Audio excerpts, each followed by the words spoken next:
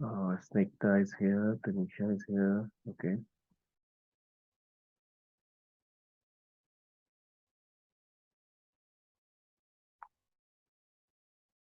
हाँ जी गाइस, तो अपनी क्लास शुरू करते हैं हम लोग।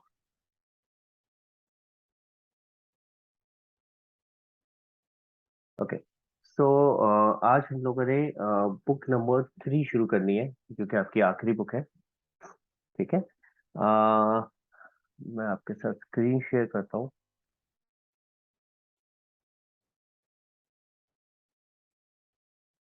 हाँ अवनी। मैंने आपको मैसेज किया था लास्ट क्लास की वीडियो अपलोड करने के लिए। अरे यार, मैंने मिस कर दिया क्या तेरा मैसेज? यस, शायद सॉरी। पता नहीं। मैं कर दूंगा बेटा। लास्ट क्लास में हमने क्या करा था वैसे? लास्ट क्लास में वो हमने बैलेंस शीट पहले शीट के जो, आंसर्स ही डिस्कस किए थे। ठीक है ना? हाँ तो मैं वो करता हूँ। एक बार। हाँ, वो मैं अपलोड कर दूंगा, तो एक बार तो रीचेक कर लियो आंसर्स अपने। ठीक है। ठीक है। और बैलेंस शीट के जो और क्वेश्चंस थे वो मैंने बोले थे करने के लिए, रिमेनिंग क्वेश्चंस। जो आप, हाँ जो आपने दिया था, एक तो वो वर्कशीट करनी थी, और उसके जो अलावा छोटे आगे आगे, क्लासेस थे, नहीं उसके आगे और भी उसके बाद 9 जो और जो क्वेश्चन। जो बीच में थे क्वेश्चन वो। हाँ जी, हाँ जी, हाँ हाँ जी। वो। ठीक है, तो मैं अभी इस क्लास के बाद कोशिश करता हूँ अपलोड करने का। ठीक ठीक है। हाँ परीक्षा। सर जो डाउट्स थे बैलेंस शीट के, डाउट्स आपने मेरे से पूछे नहीं अलग से? सर वो एक प्रो राटा वाला केस था तो वो समझना था। उसको नेक्स्ट क्लास में करें अब, क्योंकि मैं चाहता हूँ अब नया चैप्टर शुरू करें, क्योंकि फ्रेश माइंड से करेंगे अब। ठीक है ना? तो जो डाउट्स है उसको आगे अगली क्लास में लेते हैं। ठीक है। एक बार थोड़ा सा ये चैप्टर 3 शुरू करें, नहीं तो क्योंकि हम फिर अटक जाएंगे। बैलेंस शीट वाले पे हमने ऑलरेडी 2 3 क्लासेस लगा दी हैं, तो मैं चाहता हूँ कि थोड़ा आगे बढ़ते हैं। ठीक है भाई। चलो तो आगे चलते हैं गाइस, एंड अपना अपना कैमरा ऑन कर लो भाई, अवनी और परीक्षा। हाँ जी, तो आज हम अरहम के साथ डिस्कस करेंगे। मैं चाहूंगा आज अरहम हमारे साथ डिस्कस करें। आईपैड अरहम के पास है? Yes sir. मैंने गेस सही किया है ना? तो हम आज अरहम के साथ डिस्कस करेंगे। अपना हैंड रेस कर ले बेटा। स्क्रीन दिख रही है? आप लोगों को मैंने एक ऑलरेडी ये वाली ये एक ऑलरेडी मैंने आपको ये शीट भेजी हुई है। ठीक है, ग्रुप पे सब लोगों ने देखी है ये। ठीक है, एनालिसिस ऑफ फाइनेंशियल स्टेटमेंट वाला ये जो चैप्टर का एक नोट्स मैंने ऑलरेडी आपको भेजे हुए हैं। अब आपने क्या करना है, आपने ये पूरा का पूरा बैलेंस शीट याद करना है। ठीक है, ये पूरा का पूरा फॉर्मेट याद करना है। ये एज इट इज इसी तरीके से इसी फॉर्मेट में आएगा, यानी कि आप इसमें कोई भी हेडिंग सब हेडिंग ऊपर नीचे नहीं कर सकते। ठीक है, अभी तक तो आप क्या करते थे, आप लिख देते थे बैलेंस शीट में, जैसे मर्जी लिख दो, क्या फर्क पड़ता है ना? लेकिन अब नहीं कर सकते, अब ऊपर नीचे नहीं कर सकते। तो आपको यहाँ कंपनी के केस में ये as it is balance sheet याद करनी है। ठीक है, तो आज की क्लास खत्म। तो आप याद करके रखना है, ठीक है, कर लोगे यार? ठीक है, तो आज की क्लास खत्म, आज मुझे बस यही कराना।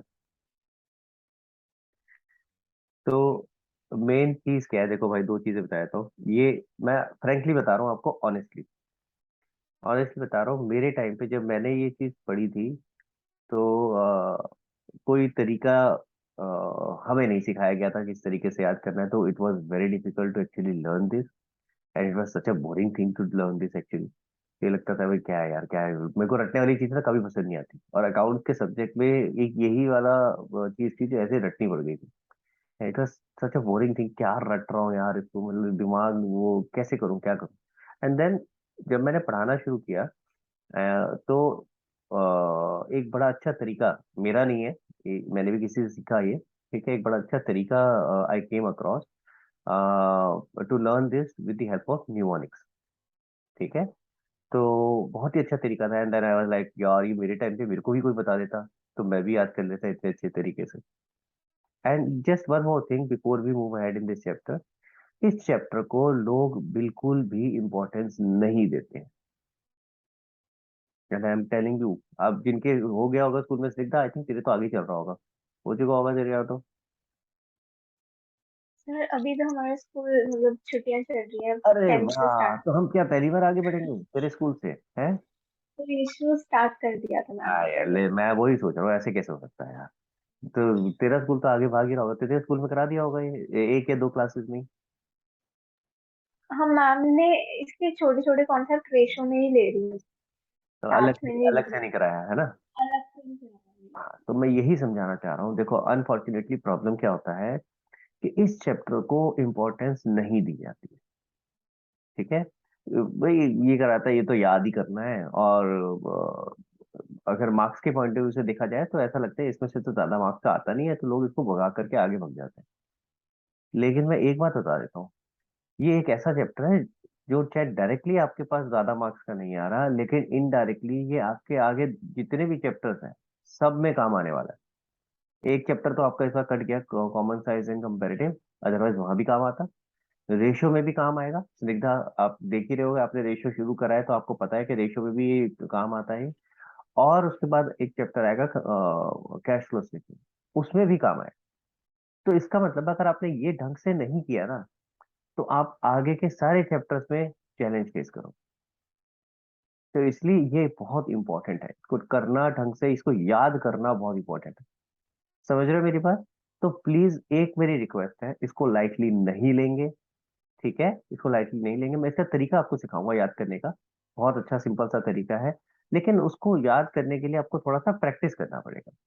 ठीक है, ये चीज ऐसी है कि ऐसा नहीं है कि बस मैंने एक बार बताया आपने सुना अरे हो गया चलो, नहीं। ऑब्वियसली कोई चीज अगर रटनी है, जैसे आप दो तरीके से ही रटा जाता है, या तो उसको बार बार बोल बोल के, ठीक है, या फिर उसको बार बार लिख करके। तो यहाँ थोड़ा सा आपको तीन चार बार लिख करके प्रैक्टिस करनी पड़ेगी। जब आप वो प्रैक्टिस करोगे लिख करके तभी याद होगा। क्लियर हो गया? समझ आ गया गाइस? तो ये नोट्स तो मैंने आपको ऑलरेडी दे रखे हैं। अब मैं इसको कैसे याद करना है उस पर आ जाता हूँ, और इसमें क्या क्या इंपॉर्टेंट चीजें हैं वो आपको बताता हूँ। तो ओके, यहाँ से शुरू करते हैं। तो आपकी बुक नंबर 3, जिसको हम बुलाएंगे एनालिसिस, आपकी बुक नंबर 1 हो गई पार्टनरशिप। ठीक है, बुक नंबर 2 हो गई आपकी कंपनी। बुक नंबर 2 को हम क्या बुलाते हैं? कंपनी। और बुक नंबर 3 क्या है? एनालिसिस।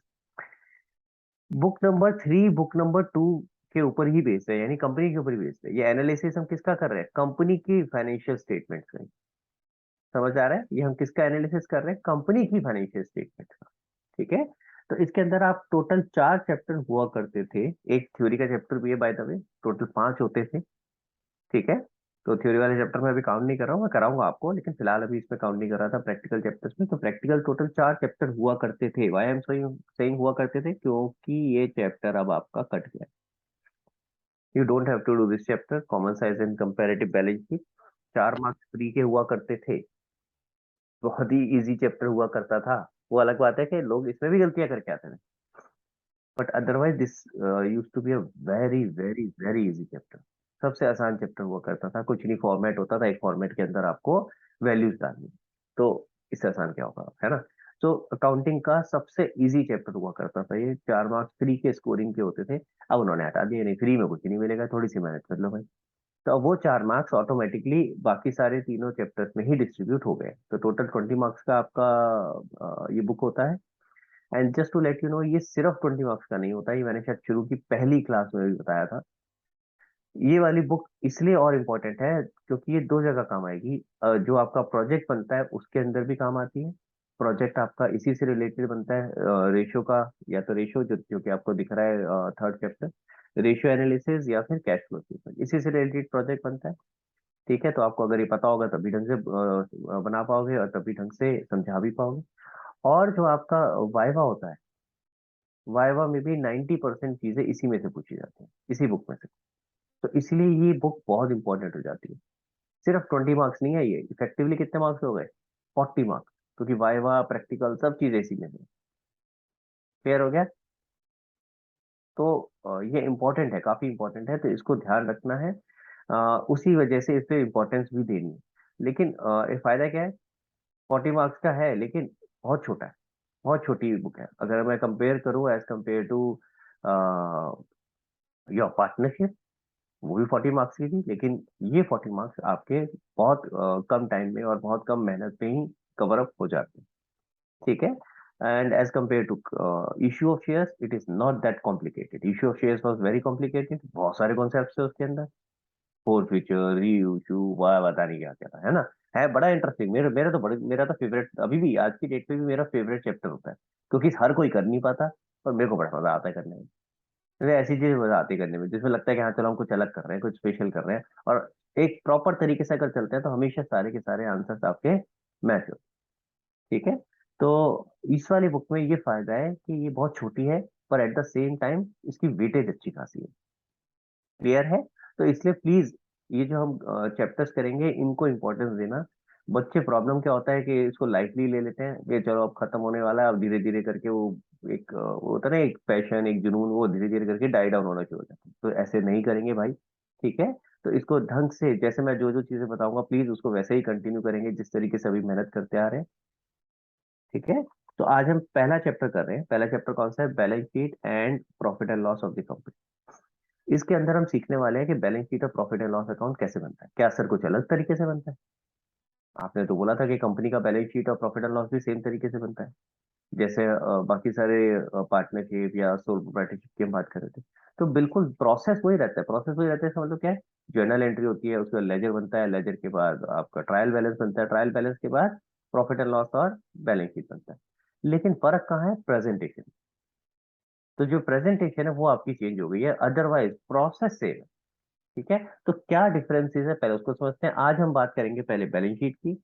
तो अगर आप यहाँ ध्यान से देखोगे तो मैंने यहाँ तीन डिफरेंसेस लिखे हुए हैं। ठीक है। तीन डिफरेंसेस क्या लिखे हुए हैं? सबसे पहला डिफरेंस है हॉरिजॉन्टल वर्सेस वर्टिकल। यानी पहले ऐसे हुआ करता था। ठीक है। पहले ऐसे होता था टी शेप में। इसको क्या बोलते हैं? हॉरिजॉन्टल। एक तरफ एसेट, एक तरफ लायबिलिटी। क्लियर हो गया। अभी क्या हो गया है? वर्टिकल, ऐसे सीधा हो गया। क्लियर हो गया है?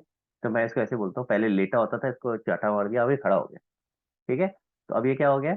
अब ये वर्टिकल हो गया। क्लियर हो गया? समझ में आ गया मेरी बात? तो एक फर्क तो ये हो गया। तो इसमें क्या हो जाएगा? लाइबिलिटीज ऊपर और एसेट्स नीचे। अगर आप शक्ल देख रहे हो तो थोड़ी थोड़ी शक्ल समझ में आ रही है।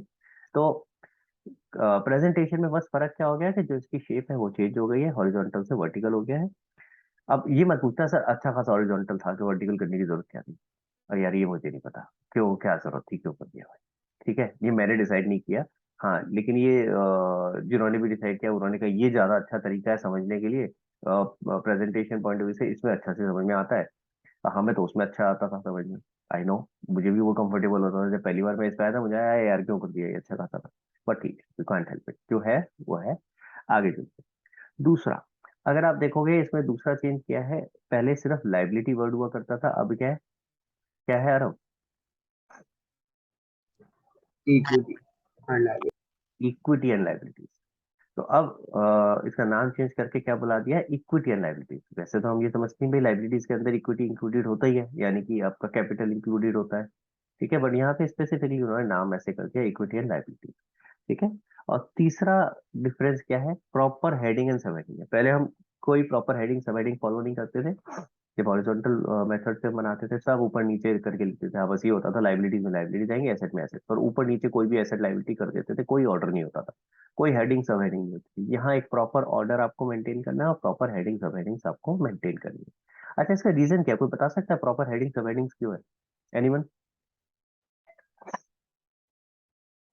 कोई ट्राई करना चाहे, पहले आराम को मौका देता है, आज आराम डिस्कस कर रहा है, फिर उसके बाद बाकियों करेंगे। Raise hand. कोई भी ट्राई करना चाहे कि प्रॉपर हेडिंग सब हेडिंग क्यों है?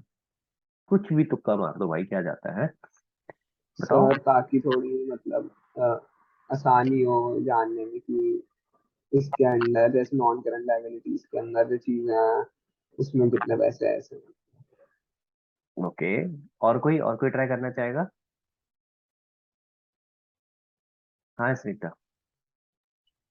एक ऑर्गेनाइज्ड फॉर्मेट में बनाने के लिए, क्योंकि इतने सारे अकाउंट्स खोलते हैं हम लोग तो हम्म। इसलिए।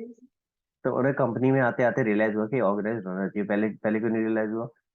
अकाउंट्स आप पार्टनरशिप में भी खोलते हो नहीं, so it is actually correct, answer is not wrong. मैं सिर्फ ये बात कह रहा हूँ कि ये चीज तो एक्चुअली पार्टनरशिप में भी होनी चाहिए थी ना। होनी चाहिए थी कि नहीं होनी चाहिए थी भाई? अकाउंट्स तो वहां भी बहुत सारे खुलते हैं, सोल प्रोप्राइटरशिप में भी बहुत सारे खुलते हैं। हाँ भरीषा। एक यूनिफॉर्मिटी के लिए, जैसे वेरियस कंपनीज कंपेयर हो सके सेम बेसिस पर। हाँ, ये है आंसर। देखो आपने स्निग्धा, आपने भी जो बोला कि एक फॉर्मेट होना चाहिए, वही सेम पॉइंट परीक्षा ने भी बोली, यूनिफॉर्मिटी होनी चाहिए। बट क्यों होनी चाहिए? उसका रीजन है कंपेरेबिलिटी। क्यों? क्योंकि आपने देखा कंपनीज के केस में आप शेयर्स इश्यू करते हो पब्लिक को, तो पब्लिक कंपेयर कैसे करेगी अगर सारी फाइनेंशियल स्टेटमेंट एक जैसी नहीं होंगी? आप सोचो, स्निग्धा आपकी एक कंपनी है, मेरी एक कंपनी है, ठीक है। हम दोनों ने अपना अपना इशू निकाला, ठीक है। अब पब्लिक के पास ऑप्शन है कि वो आपकी कंपनी पे भी इन्वेस्ट कर सकते हैं, मेरी कंपनी पे भी इन्वेस्ट कर सकते हैं, ठीक है। तो सबसे पहली चीज क्या देखेंगे? वो फाइनेंशियल स्टेटमेंट, कि भाई दिखाओ फाइनेंशियल स्टेटमेंट दोनों की, कौन कौन अच्छा परफॉर्म कर रहा है। अब सोचो आपके केस में लिखा हुआ है ऐसे, आपके केस में लिखा है, जस्ट एक छोटा सा एग्जांपल दे रहा हूँ। आपके केस में लिखा है B R debtor 2 lakh, 1 lakh. मेरे केस में क्या लिखा है? Trade receivable 3 lakh. ये तो एक छोटा सी चीज बताई मैंने, ठीक है। तो अब क्या है, दोनों चीज सेम है अगर देखा जाए तो, इन दोनों को कंबाइन करके तो ट्रेड रिसीवेबल आता है। ट्रेड रिसीवेबल मतलब क्या होता है? बिल रिसीवेबल प्लस डेटर, ठीक है। तो इन दोनों को कंबाइन करके ही ट्रेड रिसीवेबल आता है। लेकिन अगर मैं अलग तरीके से दिखा रहा हूँ, आप अलग तरीके से दिखा रहे हो, तो कंपेरेबल कैसे बनेगा? तो इसीलिए जब दोनों चीजें सेम होंगी तभी आप कंपेयर कर सकते हो ना। You can compare apple with apple, you can not compare apple with orange. समझ आ रही है मेरी बात? तो it has to look same. तो इसी वजह से कंपनीज एक्ट ने ये डिटरमाइन किया कि भाई हम एक ही फॉर्मेट यूज करेंगे, ठीक है। कुछ एक्सेप्शंस हैं डिपेंडिंग अपॉन डिफरेंट बिजनेसेस, जहाँ पे कंपनीज एक्ट आपको एग्जाम करता है कि ठीक है आप दूसरा फॉर्मेट भी यूज कर सकते हो। जैसे इंश्योरेंस है, इंश्योरेंस का एक अलग एक्ट है, ठीक है, एज पर IRDA। तो उसमें उनका अलग डिफाइंड है कि उनको किस तरीके से अपना फॉर्मेट दिखाना है। बट अगर हम 99% कंपनीज की बात करें, वो यही फॉर्मेट यूज करती है, ठीक है। तो आपने अगर प्रोजेक्ट बनाया होगा अभी तक, तो आपने देखा भी होगा, आपको यही सिमिलर फॉर्मेट दिख रहा होगा, उसके अंदर यही हेडिंग्स, सब हेडिंग्स दिख रही है। क्लियर हो गया? समझ आई मेरी बात? ठीक है। तो इसीलिए होता है ताकि कंपेरेबिलिटी बने। गाइज अपना अपना कैमरा ऑन करो प्लीज। बीच बीच में बंद क्यों कर देते हो? हाँ जी, क्लियर हुआ? मेरी बात समझ में आई? ठीक है। तो इसलिए आपको क्या करना है, ये क्यों बना रहे हैं इस तरह से, क्यों याद कर रहे हैं? ताकि कंपेरेबिलिटी हो सके, ठीक है। आगे चलते हैं। तो अब आपको तरीका सिखा रहा हूँ किस तरीके से इसको याद करना है। तो सबसे पहली चीज तो आप कॉलम्स देख लो क्या क्या है। सबसे पहले आपने लिखा बैलेंस शीट ऑफ, जो भी कंपनी का नाम है वो कंपनी का नाम आ जाएगा, और मैंने XYZ लिख दिया। एज एट, अभी मैंने 31 मार्च लिखा है, किसी किसी कंपनी का 31 दिसंबर भी हो सकता है। तो डिपेंडिंग अपॉन आपका फाइनेंशियल ईयर आप क्या फॉलो कर रहे हो, नॉर्मली तो यही होता है। अगर आप calendar year as a financial year follow कर रहे हो तो इट बिकम 31 दिसंबर। क्लियर है गाइस? समझ आया? ठीक है। तो अब मैं एक कहानी बताने वाला हूँ, जो कि अरम और आरव तो कर चुके हैं, है ना। अरब और आरव कैसे कर चुके हैं? क्योंकि इन लोगों को इनका शुरू हो चुका था ऑलरेडी फाइनेंशियल स्टेटमेंट एनालिसिस। तो इसीलिए मैंने इनको क्लासेस भेज दी थी, तो इसलिए इन्होंने ऑलरेडी कर रखा है। तो अरब कहानी याद है? पहले एक बार कहानी बता दे जरा। Yes sir. श्याम सुंदर नमन छाबड़ा की लड़ाई हुई। नमन छाबड़ा जीत जीत गया क्योंकि श्याम सुंदर ने सीनियर सीनियर रीजनल मैनेजर को अप्रोच लगाई, लेकिन कुछ नहीं हुआ क्योंकि नमन छाबड़ा ने क्योंकि दोबारा नहीं ऑपरेशन आता, स्टॉप करवा। क्योंकि नहीं। अच्छा हाँ हाँ। हाँ, अब नमन छाबड़ा ने ऑपरेशन स्टॉप करवा दिए। हाँ, moral of the story is fund low seat कसो। फंड लो सीट कर दो, वेरी गुड। मैं दोबारा से स्टोरी सुनाता हूँ। श्याम सुंदर नमन छाबड़ा में लड़ाई हुई। ये दो अलग अलग लोग हैं भाई, श्याम सुंदर, ये एक हो गया श्याम सुंदर, और एक नमन छाबड़ा, ठीक है। अब भाई ये मत बोलना ये मैंने नाम यही क्यों लिए, कोई और नाम भी ले सकते थे, बिल्कुल ले सकते थे भाई, ठीक है। बट जो न्यूमोनिक्स में फिट हो रहे थे हमने ले लिए, ठीक है। तो श्याम सुंदर नमन छाबड़ा में लड़ाई हुई। कौन जीता? नमन छाबड़ा जीत गया। क्यों जीता? क्योंकि श्याम सुंदर ने क्या ट्राई किया, श्याम सुंदर ने सीनियर रीजनल मैनेजर से अप्रोच लगाई, लेकिन कुछ नहीं हुआ। लेकिन नमन छाबड़ा ने क्या किया, ले देकर क्या करा था भाई? ऑपरेशन स्टॉप करा ऑपरेशन। दिए उसने, ऑपरेशन स्टॉप करा दिए। Moral of the story is fund low seat कसो। स्टोरी समझ में आ गई? ठीक है। अब याद नहीं हुई होगी, ऑब्वियसली याद नहीं हुई है, एकदम से तो नहीं याद हो जाएगी। अभी तो श्याम सुंदर का पता नहीं क्या बन जाएगा। तो ये पहला स्टेप आपका क्या होगा, अब ध्यान से समझो। पहला स्टेप के ये स्टोरी याद करना, ठीक है। पहले तो ये स्टोरी याद करना, ये स्टोरी आपके नोट्स में दे रखी है। नोट खोलो एक बार, नोट खोलो जल्दी से। नोट्स में अगर आप देखोगे जो बैलेंस शीट है उसके नीचे ये स्टोरी लिखी हुई है, तो आपको कहीं नोट करने की जरूरत नहीं है, स्टोरी ऑलरेडी वहां मेंशन है, ठीक है। क्लियर हो गया, मिल गई सबको। प्रथम, नोट्स ढूंढ रहे हो भी कहाँ है? मिल गई। मिल गई, ठीक है। तो नो आपके पास ऑलरेडी ये स्टोरी लिखी हुई है। अब आपका पहला काम क्या है? पहला काम है ये स्टोरी याद करना। तो आप कैसे याद करोगे? जैसे कि आप नॉर्मल थ्योरी याद करते हो, कैसे करते हो? श्याम सुंदर नमन छाबड़ा में लड़ाई हुई, श्याम सुंदर नमन छाबड़ा में लड़ाई हुई, श्याम सुंदर नमन छाबड़ा में लड़ाई हुई, ठीक है। ऐसे करके जैसे आप नॉर्मली याद करते हो ना, थोड़ा थोड़ा करके याद करो। तो सबसे पहला स्टेप है आपको ये थ्योरी याद करना, ठीक है। ये स्टोरी, थ्योरी नहीं, सॉरी, ये स्टोरी आपको याद करनी है।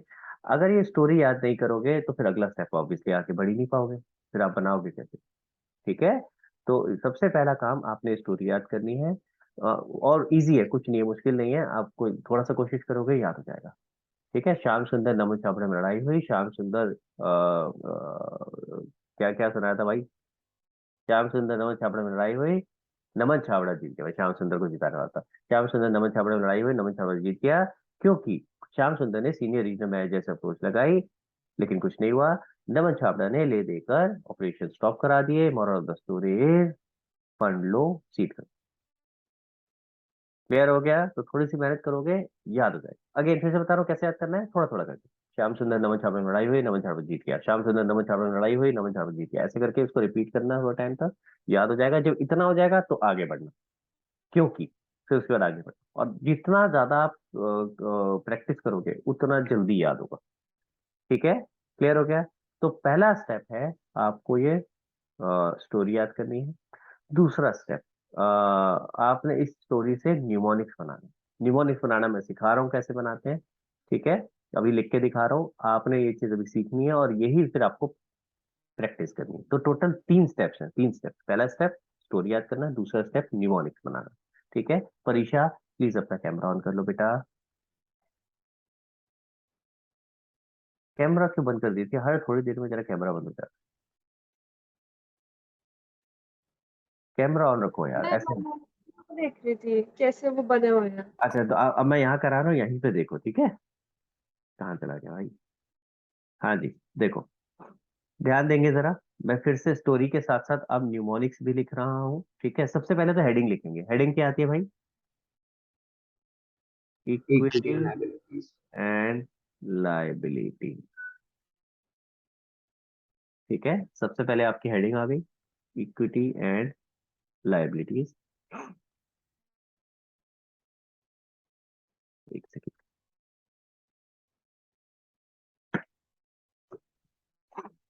सॉरी। हाँ जी, इसके बाद क्या होगा, ध्यान देंगे जरा मैं क्या लिखा हूँ। प्लीज फोकस करेंगे यहाँ पे, समझेंगे। अगर आप ढंग से अभी समझोगे तो इजीली समझ आ जाएगा, ठीक है। और ये मिस कर दिया, अगर आप फोकस हट गया तो फिर समझ नहीं आएगा कैसे करा है, ठीक है। तो प्लीज ध्यान दें। सबसे पहले क्या है? श्याम सुंदर, समझ में आ रहा है? श्याम सुंदर का एस एस लिख लिया मैंने। श्याम सुंदर नमन, उप्स, श्याम सुंदर नमन छाबड़ा। क्लियर? श्याम सुंदर नमन छाबड़ा में लड़ाई हुई, नमन छाबड़ा जीत गया। नमन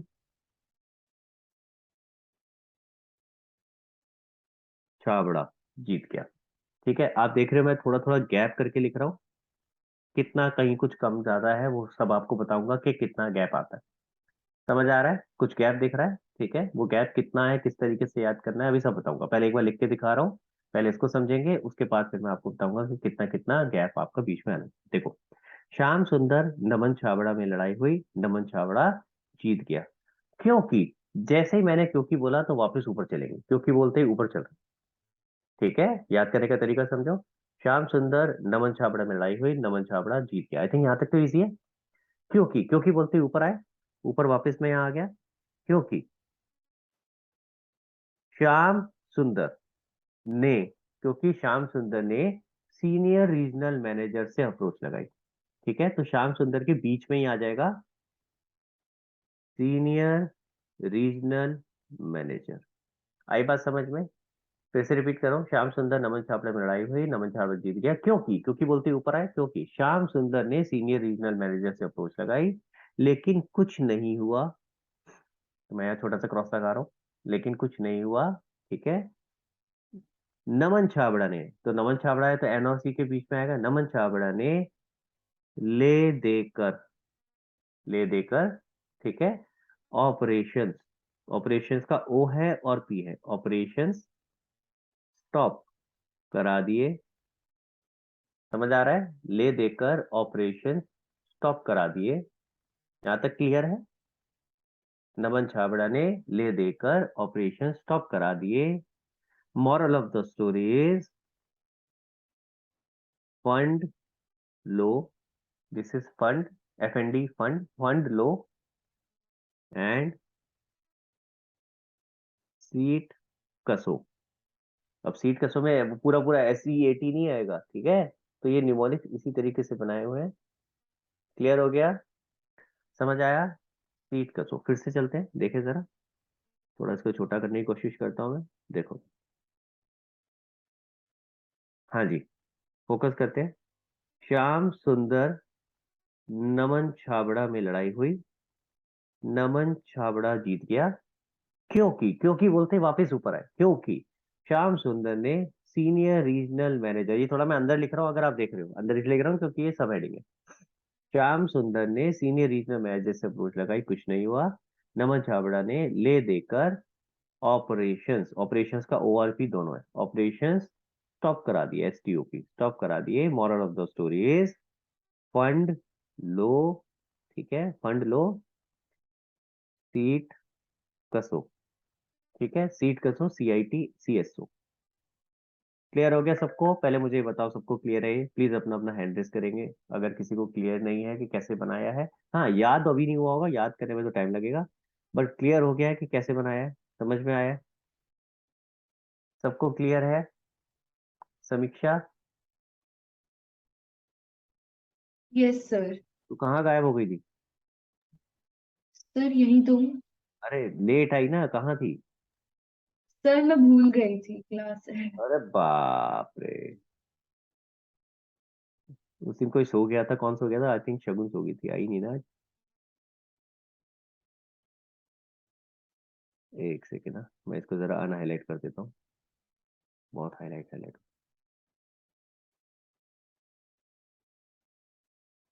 तूने एक सवाल भी पूछा था, मुझे याद दिलाइए, वो उसका जवाब देना है, वो पहले ऑथराइज शेयर कैपिटल वाला है ना, तो याद दिला दिया अभी क्लास के बाद।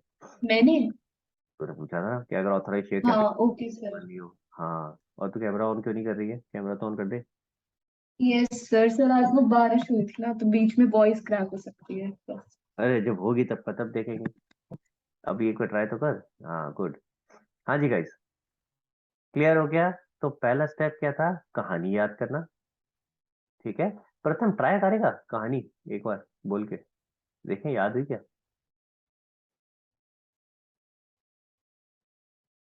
Yes sir. बता बता। श्याम सुंदर और नमन छाबड़ा में लड़ाई हुई, नमन और मत छाबड़ा बोलो, जीत गया। अब रुको रुको रुको रुको, कोशिश करो जैसे लिखे है ना उसको वैसे याद करो, क्योंकि हर चीज में न्यूमोनिक्स है, ठीक है। अगर आप एक्स्ट्रा वर्ड डाल दोगे फिर सोचोगे और का ए कहाँ आएगा। समझ आया मेरी बात? तो दोबारा बोल।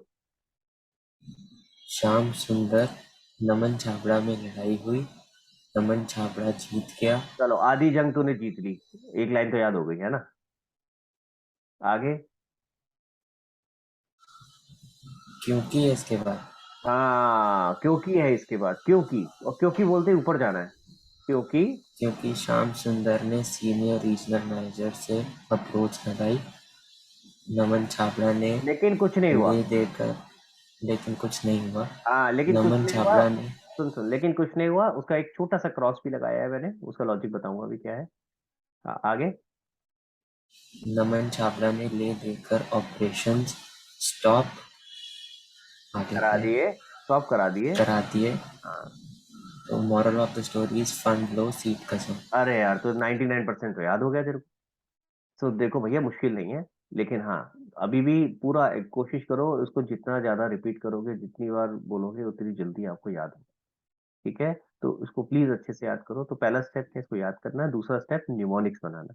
अब निमोनिक्स बनाना मैंने आपको सिखा दिया कैसे करना है, लेकिन आप देख रहे हो कि कुछ कुछ मैंने गैप के बाद लिखा है, कहीं 3 लाइनों का, कहीं 4 लाइनों का गैप है, वो मैं अभी आपको लिख के दिखा रहा हूँ कितने कितने लाइनों का गैप है।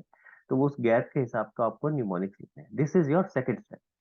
अगर आप निमोनिक्स गलत कर दोगे लिखने में, तो ऑब्वियसली फिर उसके आगे क्या आता है वो भी गलत कर दोगे, उसका फुल फॉर्म क्या है वो भी नहीं लिख पाओगे। तो इसलिए सेकंड स्टेप क्या है, उससे निमोनिक्स बनाना। ठीक है, अब थर्ड स्टेप पे आते हैं। थर्ड स्टेप क्या है, इसको फिल करना। ठीक है, यानी इसको पूरा नाम लिखना कि क्या क्या चीज है। सबसे पहले मैं आपको हेडिंग्स लिख के दिखा रहा हूँ, and let us write there. देखो भाई, पहला क्या है, एस से आता है शेयर होल्डर्स फंड। ठीक है, ये आप ऑलरेडी कर चुके हो, इशू ऑफ शेयर के चैप्टर में शेयर होल्डर फंड आप हेडिंग डालते थे। ठीक है, तो पहला हेडिंग क्या है, शेयर होल्डर फंड। मैं सिर्फ पहले हेडिंग हेडिंग बता रहा हूँ, and then we will move on to the sub heading कि इसके अंदर क्या आता है। और अभी आपको ये चीजें पता नहीं है, हेडिंग और सब हेडिंग समझ नहीं आएंगी। ठीक है, एक आधा तो शायद हो सकता है रिलेट करे, लेकिन आपने ऑब्वियसली करी नहीं है। तो अभी मेरा काम क्या है, पहले मैं आपको ये याद करना सिखा रहा हूँ। फिर जैसे ही आपको आज की क्लास में ये बता दूंगा, आप घर जाके प्रैक्टिस करोगे इसकी। नेक्स्ट क्लास में हम एक एक करके सारी आइटम डिस्कस करेंगे। So will discuss this in detail. तो ये ऐसा नहीं है सिर्फ ऊपर ऊपर से बता दिया रट लो, नहीं, मैं आपको बताऊंगा कि जो भी हेडिंग है या सब हेडिंग है उसका क्या मतलब है और उसमें क्या चीजें आती है, ताकि जब आप आगे के चैप्टर्स में जाओ तो आप ये सारी चीजें अच्छे से कर पाओ। समझ आ गई मेरी बात? क्लियर? चलो तो जल्दी से करते हैं, पहले हेडिंग हेडिंग कर लेते हैं। पहला है शेयर होल्डर फंड, दूसरा आता है share application money pending allot. ठीक है, पहला हो गया शेयर होल्डर फंड, दूसरा है share application money pending allotment. अब एन से बहुत इजी है, non current liabilities.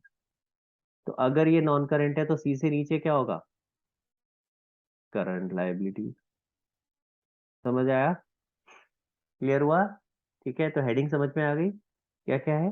Equity and liabilities के अंदर ये 4 हेडिंग है, मैं इनके आगे नंबरिंग भी डाल देता हूँ, 1 2 3 एंड 4। तो ये 4 हेडिंग है टोटल आपकी इक्विटी एंड लाइबिलिटीज में। पहली है share holder fund, then share application money pending allotment, then non current liabilities and current liabilities. ठीक है, उसके बाद यहाँ आपका टोटल आ जाता है, टोटल इक्विटी एंड लाइबिलिटीज। आप देख रहे हो आगे साथ में मैंने यहाँ टोटल का नीचे सामने कॉलम में सबमिशन का वो भी बना रखा है। ठीक है, फिर उसके बाद आपका यहाँ हेडिंग आ जाएगी एसेट।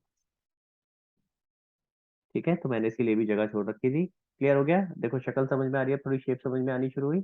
इक्विटी एंड लाइबिलिटीज उसकी 4 हेडिंग हो गई, उसके बाद एसेट्स, एसेट्स के अंदर 2 हेडिंग है। तो अवनी बता सकती है 2 हेडिंग क्या हो सकती है बिना देखे, एन से क्या हो सकता है और सी से क्या हो सकता है एसेट्स के अंदर? नॉन करंट एसेट और करंट एसेट। ये कोई रॉकेट साइंस होना था, है ना? ये तो इजी था। ऊपर नॉन करंट लाइबिलिटीज है, तो इसके अंदर क्या होगा, non current asset and current asset. तो आई थिंक आपको हेडिंग में तो दिक्कत नहीं आएगी। एक सेकंड वाली थोड़ी सी अलग है, share application money pending allotment, but otherwise मोटा मोटा हेडिंग से समझ में आ गई। क्लियर हो गया गाइस? ठीक है, और उसके बाद फिर क्या हो जाएगा यहाँ पे, टोटल एसेट। नीचे लिखा है तो मैं नीचे लिख देता हूँ इसको, टोटल एसेट्स। ठीक है, जैसे ऊपर टोटल इक्विटी और लायबिलिटीज था, ऐसे इसका टोटल एसेट्स होता है। ठीक है, तो आई थिंक हेडिंग हेडिंग तो आपको मोटा मोटा देखने में समझ आ रही है कैसे है, और आई थिंक इसमें याद करने में दिक्कत नहीं। अब आते हैं एक एक करके सब हेडिंग पे। शेयर होल्डर फंड में 3 चीजें आती हैं। पहला आता है शेयर कैपिटल, दूसरा आता है रिजर्व एंड सरप्लस, तीसरा आता है money received against share warrant. ठीक है, आपने 2 तो ऑलरेडी कर रखी है, शेयर कैपिटल और रिजर्व एंड सरप्लस। मैं जरा इसको थोड़ा हाईलाइट कर दूं अलग से ताकि आपको ये दिख जाए। ये न्यूमोनिक्स में आपने याद किया।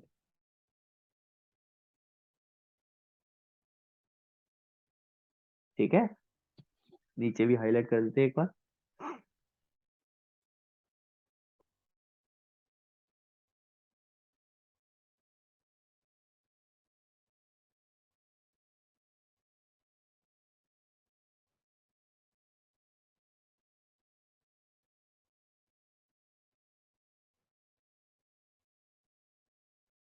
हाँ जी, चलो वापस आते हैं। क्लियर? तो शेयर होल्डर फंड्स में दो चीजें तो आप ऑलरेडी कर चुके हो, इशू ऑफ शेयर्स में आपने करी है, ये शेयर कैपिटल और रिजर्व एंड सरप्लस। ठीक है, इसके अलावा एक और हेडिंग भी आती है, इसकी सब हेडिंग आती है money received against share warrant. Again मतलब क्या होता है मैं समझाऊंगा आपको, आगे चलते हैं। फिर उसके बाद आ जाते हैं नॉन करंट लाइबिलिटीज, इसके अंदर चार सब हेडिंग है। पहला है एल से, एल से क्या है? Long term. लॉन्ग टर्म, अब लॉन्ग टर्म लाइबिलिटीज नहीं लिखेंगे, अगर लॉन्ग टर्म लाइबिलिटीज लिख दिया तो फिर तो जो हेडिंग है और सब हेडिंग है दोनों सेम हो गए। ठीक है, आप याद